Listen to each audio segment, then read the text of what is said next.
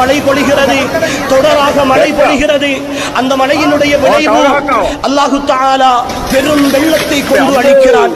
அல்லாஹ்வுடைய திருமறையில் சொல்லுகிற பொழுது அவர்களுடைய அடுப்புகளில் இருந்து, அவர்கள் மூட்டுகிற நெருப்பு மூட்டுகிற அடுப்புகளில் இருந்து அதற்கூடாக நாங்கள் நீரை பொங்கச் செய்து அந்த சமுதாயத்தை அழித்தோம் என்று அல்லாஹு தஆலா குர்ஆனில் சொல்லுகிறான். இது முதலாவது சமுதாயம். இரண்டாவது சமுதாயம், இந்த பூமியில் அழிக்கப்பட்ட இரண்டாவது மழை மேகத்தினூடாக அழிக்கப்பட்ட சமுதாயத்தில் நபி லூத் அலைஹிஸ்ஸலாம் அவர்களுடைய சமுதாயம். அல்லாஹ்வுக்கு மாற்றமாக ஓரினச் சேர்க்கையில் ஈடுபட்ட ஒரு சமுதாயமாக அவர்களை தடுப்பதற்காக லூத் அலைஹிஸ்ஸலாம் அவர்கள் பல்வேறு முயற்சிகளை மேற்கொண்ட பொழுதும் அவற்றையெல்லாம் புறந்தள்ளிவிட்டு அந்த சமுதாயம் செயல்பட்ட பொழுது அல்லாஹு தஆலா அந்த சமுதாயத்திற்கு மழை இல்லாத ஒரு நிலையை கொண்டு சோதித்தார். நீண்ட காலமாக மழை கிடையாது.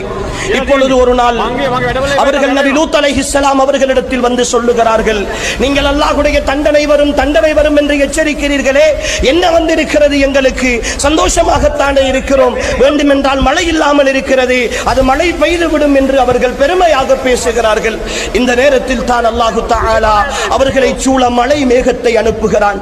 அல்லாஹ் குர்ஆனிலே சொல்கிறான், ஃபலம்மா ராவுஹு ஆரிதம் முஸ்தக்பில அவ்தியத்திஹிம், அவர்களை நோக்கி கருநிறமான மழை மேகங்கள் வந்த பொழுது அவற்றையெல்லாம் அவர்கள் கண்ட பொழுது சந்தோஷமாக சொன்னார்கள், இவை எங்களுக்கு மழை பெய்கிற மேகங்கள் வந்திருக்கின்றன.